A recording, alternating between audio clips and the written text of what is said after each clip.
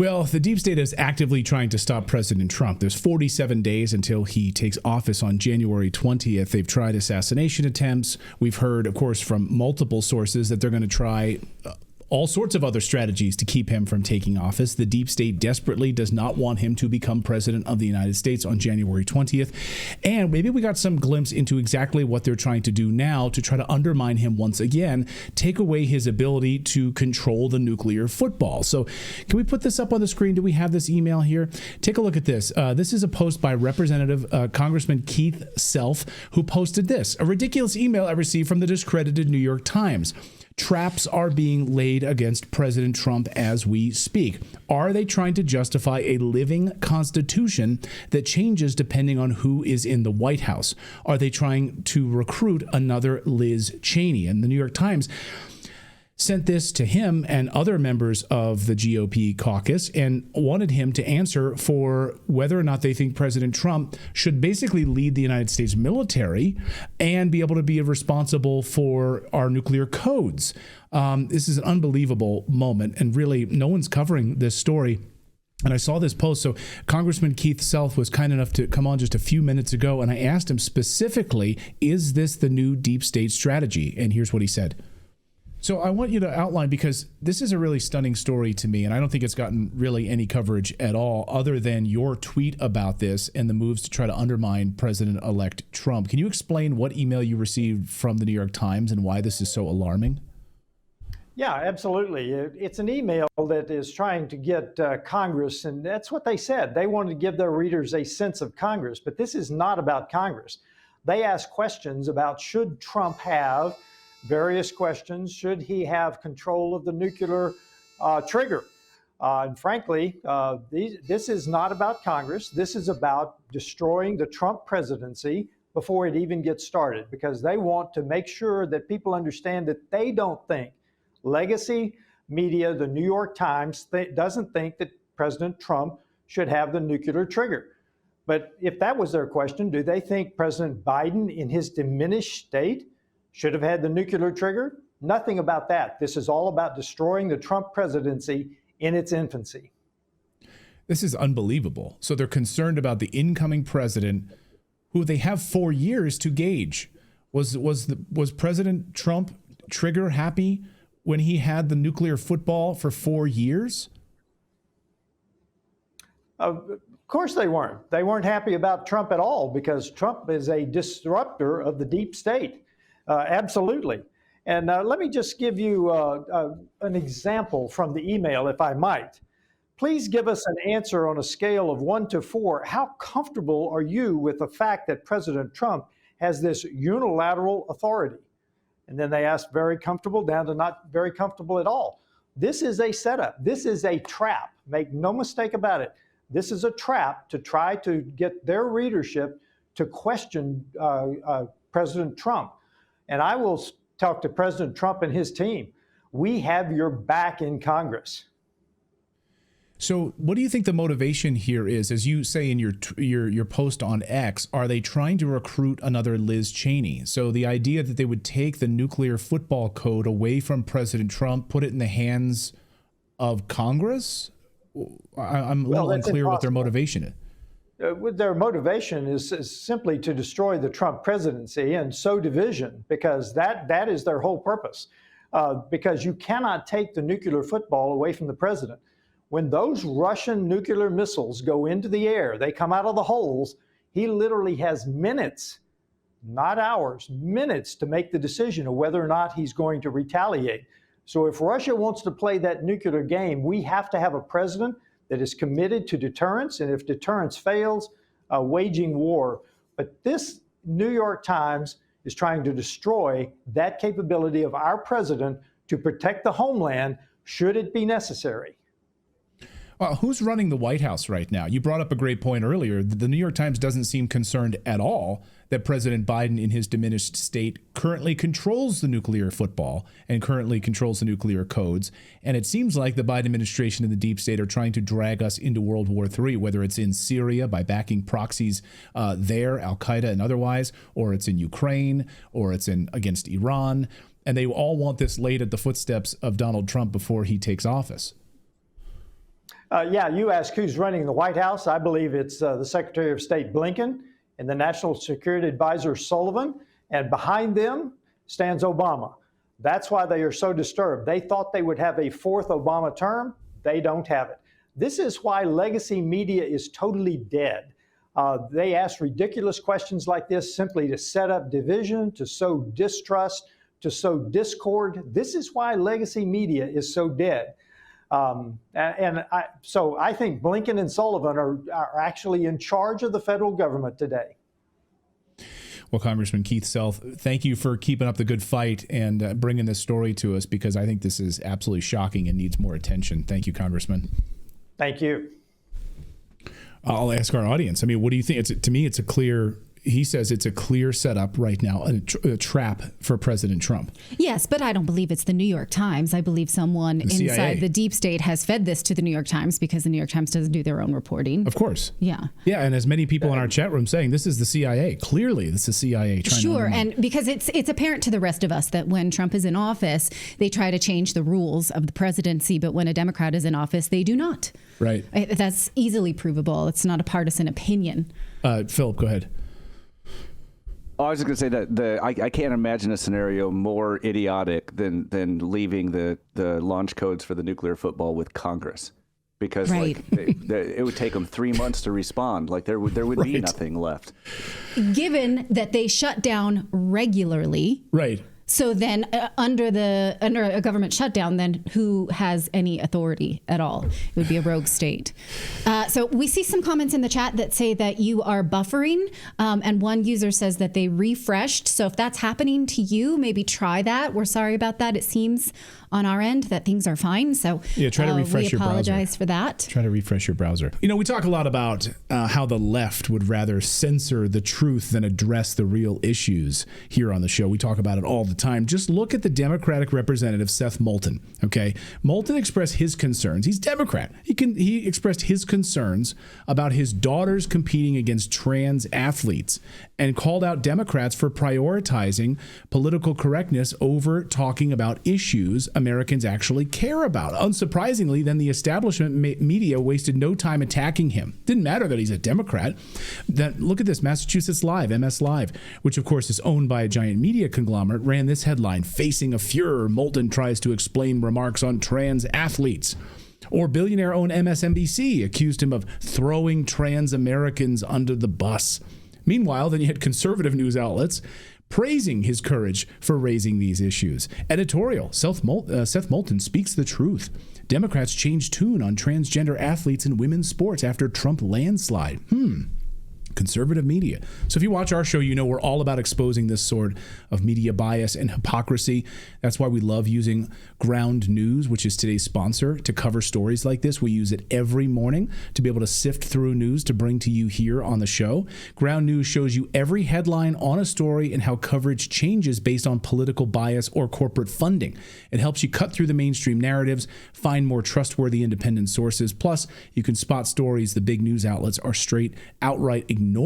So check them out. Just go to ground.news/redacted to get 50% off their unlimited access plan. Ground.news/redacted, or you can scan the QR code right there on your screen. It's their biggest discount of the year, 50% off.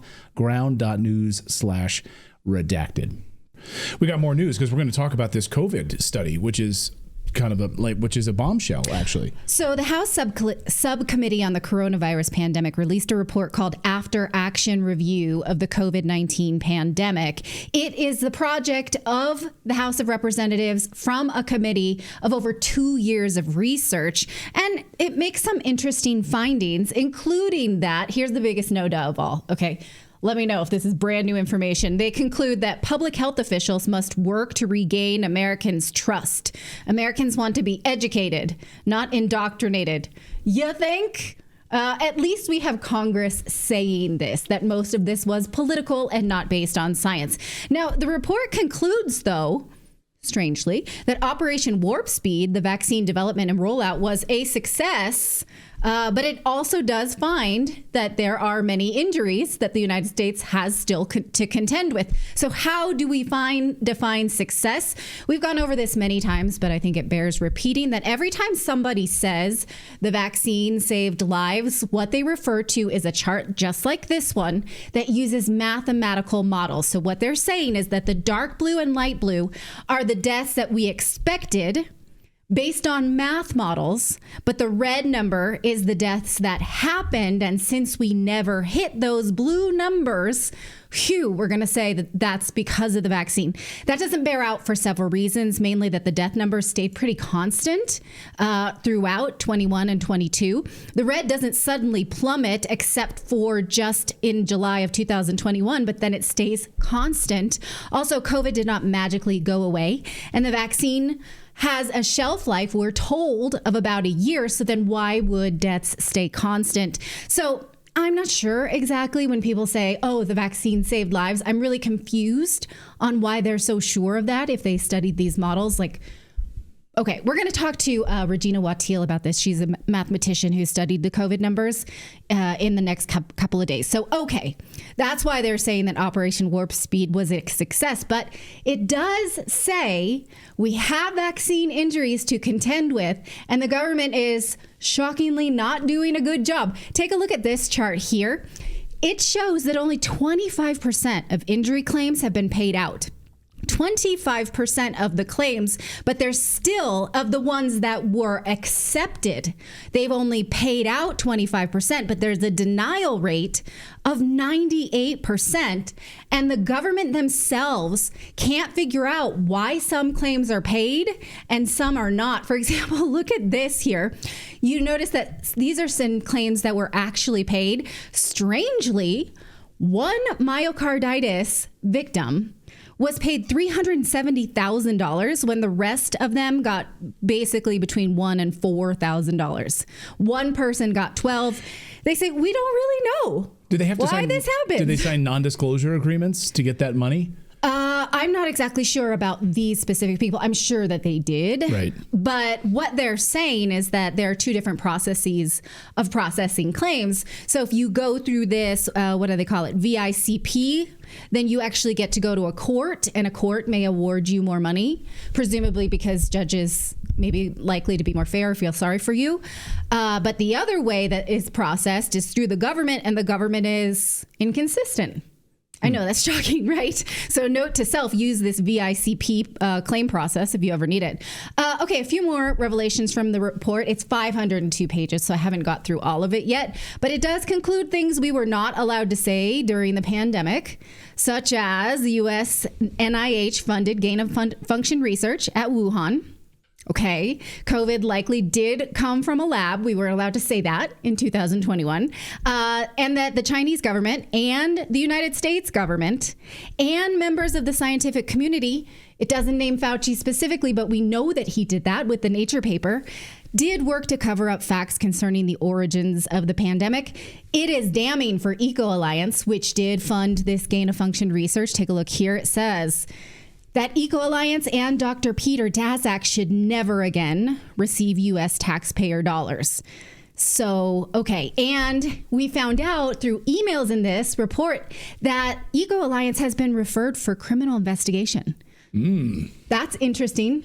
Yeah. That showed that they were working on subpoenas, that a grand jury had been subpoenaed, and that they were responding to a DOJ investigation. We don't know, though, if that's ongoing, if it has been concluded, if that's all wrapped up.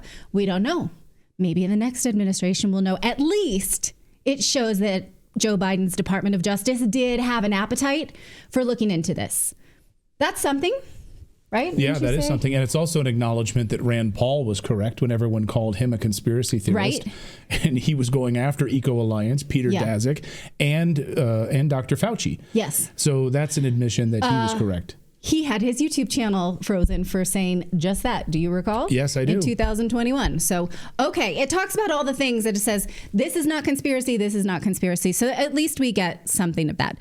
And again, it acknowledges the harm that was done to school children specifically during lockdowns. And I like this conclusion. It says the Constitution cannot be suspended in times of crisis and restriction on freedoms. So distrust in public health.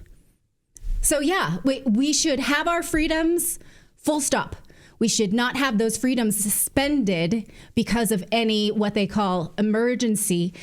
Who was it? FDR? I think that, no. Who was it? What's the question? That said, What's the question? Government power comes in a Trojan horse of emergency. It was head of the CIA.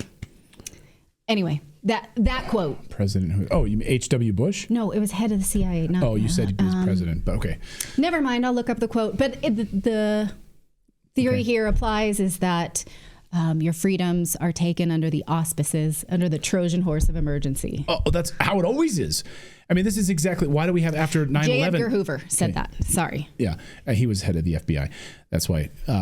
So just want to be clear. You're like, he was a president. He was the head of the CIA. He was neither of those things. Okay, is that every collectivist revolution rides in on a Trojan horse of emergency. That's the quote from J. Edgar Hoover. Well, I mean, just look at the Patriot Act, for crying out loud, right? So now we all have to take off our frickin' shoes because of a stupid, a stupid guy who had like wires hanging out of his shoe on the, that was going to blow up a plane. It was not going to go off anyway, and now we have to give up our freedoms. So we're so quick to just give up our freedoms when there's like this emergency. I mean, again, look at what happened to South Korea today. We're declaring a martial law because there's people politically that don't like me. So I'm going to become a dictator, declare martial law, and blame it on the Russians, blame it on the North Koreans. And the people didn't buy it. So I think now we're sort of, hopefully we're more awake and we're more aware of these things. Yeah. You want to keep eroding our freedoms. You need to have these big catastrophic events like lockdowns. As someone points out, Lance here in our chat says on Rumble, he says, Trump claims warp speed was a success and saved lives because the WEF and the WHO wanted the world shut down for 7 to 10 years until a vaccine was found. So a success meaning that they were able to get this thing out and I guess make them happy. We didn't get to shut down for 10 years. Big Pharma shareholders happy. Big Pharma funds many congressional members. So maybe it's a success for them, but not the American people. And I'm sorry, I did just pull up my notes. It was President Herbert Hoover who said that. Okay. I was all over the place. I knew the quote. Wow. I really liked the sentiment. I had no idea. Keep going. Sorry. It was Martin Van Buren. John Quincy Adams. It was Martin Short that said that. Martin Short, who was the head of the the head of the comedy division. It was Samuel Clemens. All right. More news on this front. So Bill Gates has gone viral once again, and he tends to go viral for saying things that are true. And people cannot believe that he actually let the cat out of the bag on this story. So he admitted yesterday that India was his personal playground for the Bill and Melinda Gates Foundation, which of course fund all sorts of experimental vaccines. Where do you go? You go to India, you go to Africa, and you test them there because then we don't learn about it. And if they fail, we don't learn about it. And then, people die. We don't hear about it. Right? Because who cares about those Indians, right? Who cares about those Africans, according to these rich billionaires? So Bill Gates just admitted on a podcast that India is treated as a giant laboratory of his to test things on people before the rest of the world. Watch this unbelievable moment. And it's kind of a laboratory to try things that then, once you prove them out in India, you can take to other places. And so our biggest non-U.S. office for the foundation is in India, and the most number of pilot rollout things we're doing anywhere in the world are with partners in India. If you go there and you've never been, you might think, "Whoa." Yeah. Okay, that sounds very familiar, like the Tuskegee experiment, right, where we told black men that we were just testing their blood, but actually we were giving them syphilis and letting them die, right, even though we had the cure right in front of us and watching them. So I've seen this before. That's not a cool thing to do. Wasn't there was like Jeffrey Epstein was doing something similar to that though, right? And I'm not making was it in Africa? Africa, yes. This is where they go. This is what they use Africans and they go to remote villages where they can do this testing on children. And then we don't learn about it because it's not like, remote African villages have like a YouTube channel. Like, hey, Bill Gates and Jeffrey Epstein showed up today to inject us with this experimental thing.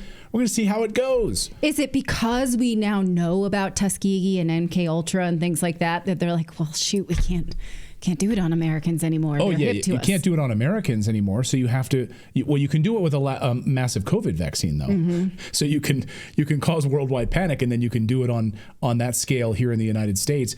And then the countries that will not allow immunity for these vaccine manufacturers, we can't roll that out in those particular countries. These countries that said, no, sorry, we're not giving these vaccine manufacturers blanket immunity in case there's problems or adverse effects. And they said, well, then sorry, you don't get our vaccines. Turns out those countries did pretty well as a result of not getting those things. But unbelievable that Bill Gates admits this. India is our playground. And as Dr. Rand Paul talks about, all of this, and he specifically, of course, talks about Bill Gates in this as one of the greatest problems in all of this with Dr. Fauci and everything that we saw during COVID. Listen. There has to be a reassessment. Look, Bill Gates has been over there recently. Bill Gates is the largest funder of trying to find these viruses in remote caves and bring them to big cities. So what happened in China is they went 8 to 10 hours south of Wuhan, 200 to 300 feet deep into a cave, found viruses and took them back to a city of 15 million. There are many, many scientists who think that Bill Gates is wrong in funding this, that our government's wrong, that the Chinese government, that really we don't need to be searching for viruses that may never interact with man. And it's worse than that. They bring viruses that we may never interact with. They bring them back to the lab, but then they manipulate them by combining them with other viruses to create viruses that don't exist in nature. But this has largely been funded by Bill Gates. He funds the WHO more than most countries do. That's right. The WHO's largest funder is Bill Gates, the Bill and Melinda Gates Foundation. That's easy to find for yourself. It's on their website. Oh, yeah, it's right there. You can see it clearly on the WHO's website. Robert F. Kennedy Jr. was just asked about this, specifically about Bill Gates. Of course, he's been investigating him for years, and he had this to say about Gates. I know most about Gates, because I've written a book about him, and that what he calls philanthrocapitalism, which is you use philanthropy to make yourself rich, and you use it strategically, and that's what he's done again and again. He's gotten control of the World Health Organization so that they mandate vaccines all over the world, and the companies that make those vaccines are Gates is, in many of them, the major shareholder. Conflict of interest?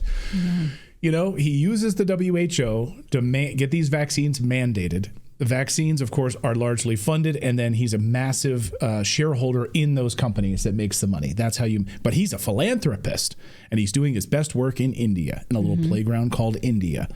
I hope they kick him out of there. Of where? Of India. Or the United States. Everywhere. Of everywhere. Yeah. Elon Musk, if you want to, send somebody to Mars, like test him out. Right. Send that specimen to Mars and see how well that does.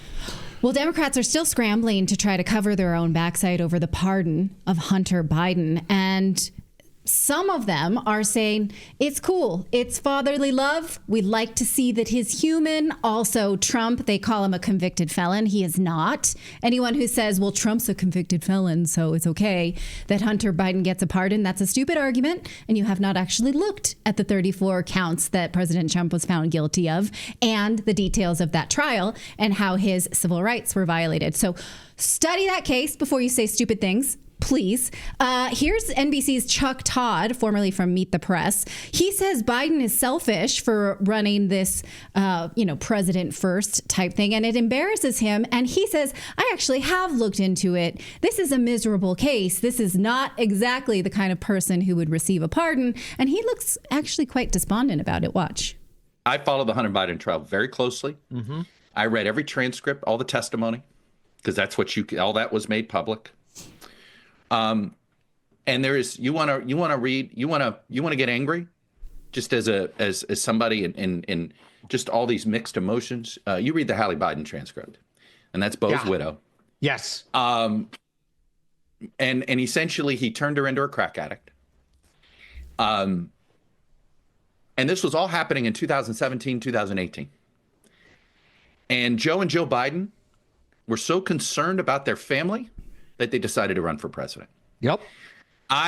So when you talk about the word selfish, it's almost like the word doesn't, their decision to run for president put the entire Democratic Party and the United States of America in the position that it's in now. So where were you? I was just going to say, way to wake up. So glad that you. So he was that angry back reading the Haley Biden file back then? Yeah. But he didn't mention it at all. Like in the years. Presumably that happened during the first Trump administration. I don't know when that deposition was or what exactly when he 2017, decided 2018. to get, so even before Biden's president. when that was happening. Right, yeah. right. So he's talking about a deposition. Oh, yeah. It was like 2022, I think. Right. So, it was that deposition. But he's presumably had lots of time to process that and tell the rest of us about it. I believe he was still host of Meet the Press at that point. Mm-hmm. So he's there. He could have and that's Chris Cillizza. Another liberal journalist, right? Also hosting that podcast that he was on. Yeah. All of these people, like hand-wringing today about how bad, he would never, moral high ground, he would never pardon his son, Hunter Biden. They're taking the moral high ground. This, to me, is even more damning. Because what he's saying is he should never have run for president. It was a disaster, and the reason the country is in the shape that it's in right now is because Joe Biden ran for president. He took a grieving widow, exploited her grief, turned her into a crackhead, right? Right. Or he says an addict. I apologize. And that it's unforgivable. And again, Democrats are saying, oh, Republicans, they're clutching their pearls as if they're scandalized by Joe Biden.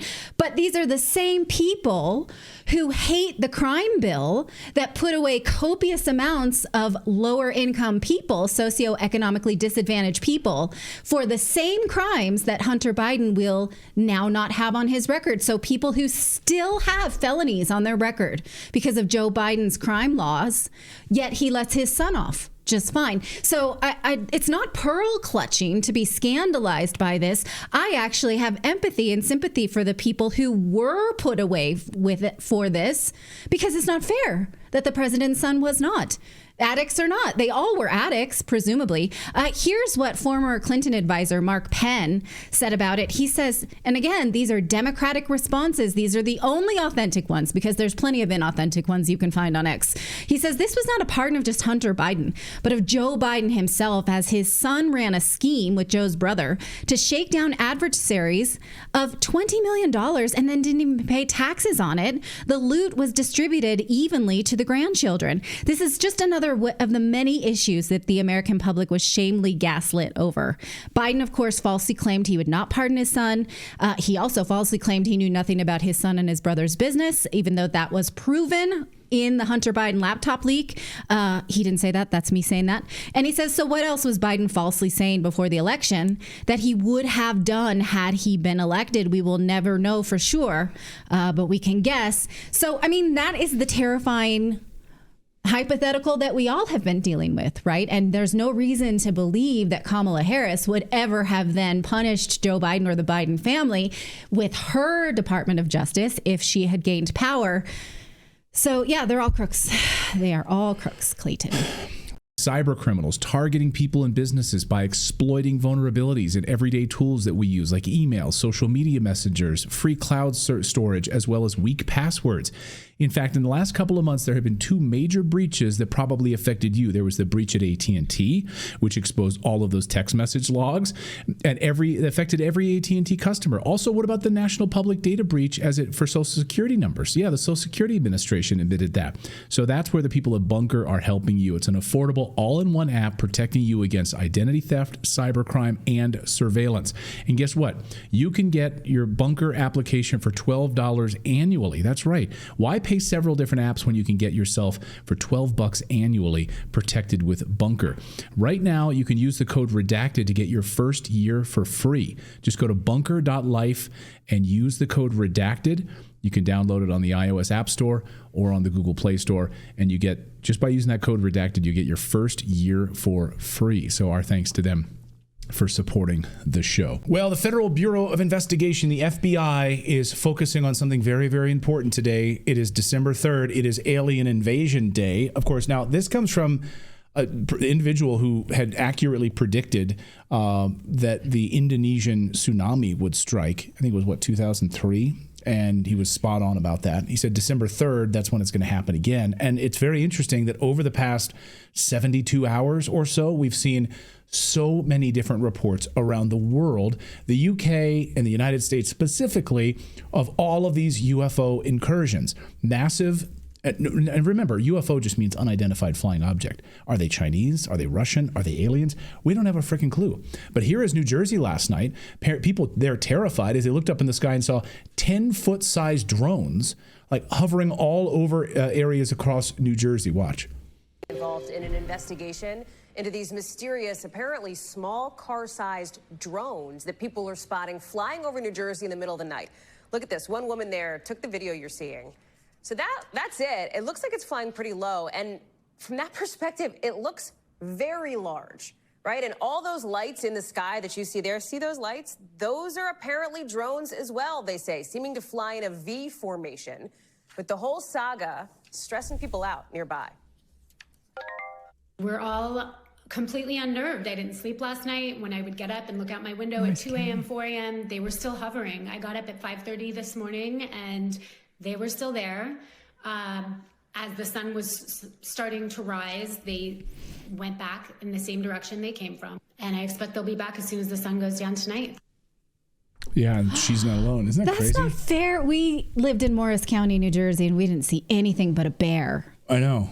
I wish I would have seen these things. But these things aren't just happening in New Jersey. I mean, they're in Phoenix once again. They're happening in North Carolina, in Texas, in other parts of Arizona, and across the UK. Reports over the past 72 hours of these massive, like 10-foot, 12-foot, 13-foot size drones.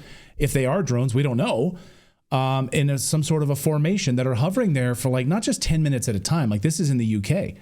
Hovering there for an hour or longer in different formations. And no one seems to be doing anything about it. The Pentagon is certainly not doing anything about it. We're going to be speaking to Congresswoman Nancy Mace tomorrow about this. Of course, she has been outspoken that Congress needs to move if this is a national security issue. And if they're hovering over nuclear bases, which they are, and military installations, which they are. So are they Chinese? Are they Russian? Sources are telling me they are leaning heavily towards that these are Chinese-related drones. Why now? Why December before President Trump takes office? Like, what are you trying to do here? What is actually happening? Go ahead, Philip. The problem I have with that, I mean, it very well may be that they're Chinese, but why are they being tolerated? Especially in the UK, where they're near a base where the U.S. is like, storing nuclear weapons. Yeah, and exactly. They're just being tolerated. Like, so we have regardless of where you technology. Right. Why aren't we shooting them down? They're hovering over our military bases. Like, why are you just allowing this to happen? And no one's saying that they're aliens. Maybe they are. But why are they allowing this to happen? And here is, this has gone viral. Now, people who have posted this particular video over the UK have had their channels apparently across Reddit taken down. So this video shows what purports to be these very clear drones and a series of formations on this. Now, Philip, you're a big Redditor. Tell me exactly what we're seeing here. You've been following this story. Well, I don't know where this one actually took place. I think I sent that to you like right before the show, but this is some of the clearest footage I've seen. But most of this is taking place near an air base in the UK where the U.S. is storing nuclear weapons, and then also like nearby airports have had sightings. But there's been a lot of, like, some of the clearest images I've seen of UFOs ever have been coming from this incident, because there's so many people following it, because it's just so obvious. Yeah, and it's all been happening over the past week. So what the heck is going on here? Anyway, we're going to speak with Congressman Nancy Mace about this tomorrow, as well as Christopher Sharp, who's a great journalist on this topic as well. So we'll keep our eyes on it. I'm fascinated by it, and I hope that Congress gets answers on it. The Pentagon has been dragging its feet on this topic. Yeah. So I wonder why they're dragging their feet on it. Well, MSNBC has lost 50% of its audience, and even their biggest shows had their lowest ratings ever for a non on holiday weekend. They have 38,000 viewers in the target demographic of viewers between the ages of 25 and 54. Now, that is the age range in which most of us are still working, and advertisers want to reach you because you have money to spend. You're still working, right? So right now, if you advertise on MSNBC for hundreds of thousands of dollars per minute, you will only get 38,000 viewers. That is not a good deal. You can do better than that with not even a top 10 podcast, like top 50 podcast. You could get better reach than that. And on MSNBC's own advertising page, they brag that they're the number one in cable news. That's a lie. They say that they have 978 million viewers. Clearly a lie. Only an idiot would believe that and then buy an ad spot when they can see the ratings for themselves. So they're just marketing.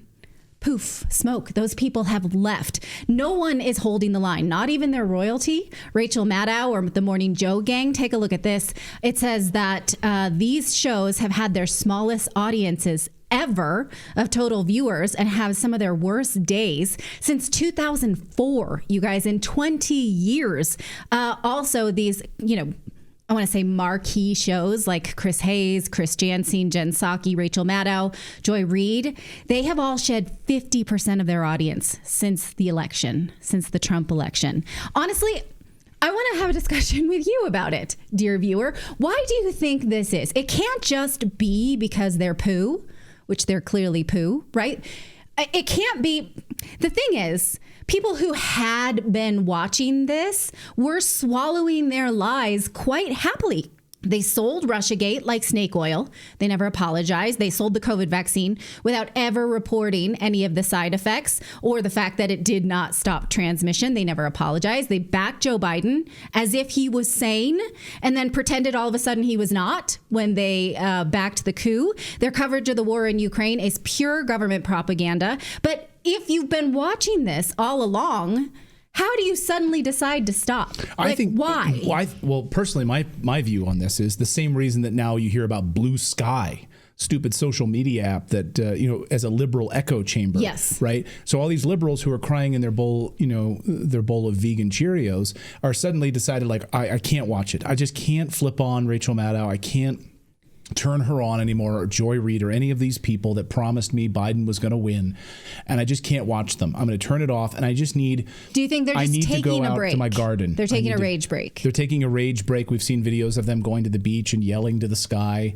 They're going over to Blue Sky, the stupid social media app, to be a part of an echo chamber. Because I don't think that they lied saying Kamala Harris was going to win, and so, but I don't think that pokes the first of many holes in people who want to believe MSNBC. I don't think that they will let that be a domino effect. We're like, if they lied about Kamala Harris, what else have they lied about? Well, all the things I just told you, but most of those viewers are not going to then pull the thread. You have to think, or are they? Just let me know, because I'm so confused. Has CNN benefited from those viewers? Have they stopped watching news altogether? Have they started to? I want to think that they all have started to think for themselves and realize all the things they've been lying about for the last 2 decades, but I don't think that will be the case. Well, I also believe, look at Fox News. So in 2020, when President Trump lost the election to Joe Biden in 2020, Fox News saw a big shift in their demographics and viewers after the 2020 election. Okay. So same thing, right? So people tuned out and turned off Fox News after Trump lost in 2020. Is it the same thing here? Yeah, I'm very curious. And so MSNBC, though, they're not thinking, oh, well, maybe we should stop lying to people, because they're doubling down on this. They were very much in the Joe Biden will never pardon his son. And then, of course, he was going to. He had to. We wanted him to all along. Like they're flipping and flopping like dead fish. Right. But pretty much everything they say is a lie. But they're going to keep doing that. They're not like, let's regain people's trust, let's apologize for our coverage of the pandemic. They're not doing that. And in fact, the UK Sun is reporting there's office drama between Rachel Maddow and the Morning Joe group for meeting with Trump. They said she is pissed. I don't know why. We can say pissed, right? That's not a bad word. So I don't know why they didn't. Is there another word that besides pissed that could be? I mean, upset. It's UK properly. They usually say that. Yeah. Yeah, but why is that blacked out? Is that Clayton told me to stop using bad words on the show, and I'm not going to do that. But can I say pissed? I think you just did. Yeah, I mean, pissed is. I mean, I don't think that's a bad word. I mean, I would say that. Okay, raise your hand if you're offended by the word pissed. Anyhow, what they're saying is that according to a CNN report that the Morning Joe group decided to contact Trump out of fear of retribution, and they were concerned about possible governmental and legal harassment from the Trump administration. So they went down and had this meeting at Mar-a-Lago, and Rachel Maddow is really mad about that. And she said, they said it's really very tense there. Everyone feels very stabbed in the back. That's so interesting because when Morning Joe broadcast about going to Mar-a-Lago, they're like, we just really want to be the bigger person. We want to talk to both sides. My father was, I think her father was an ambassador or something like that. He always talked to both sides, right? And so that's the good thing to do. But obviously this reporting is that it was just a selfish decision. They want to preserve their own, I don't know, not be punished. So, okay. Yeah, but the Sun says that they just thought that Trump was going to sue them. So let me know what you think about these MSNBC defectors. Are they going to be back? Because I feel like, unless they find someone else to lie to them, they kind of have to. They're not going to say, well, I need to broaden my horizons. I need to learn more. I need to go to independent media. If you're one of those people, welcome. You've found yourself a nonpartisan show. Our only platform is anti-war, and we do the homework ourselves. We don't have producers. So, let me know what your take on that is.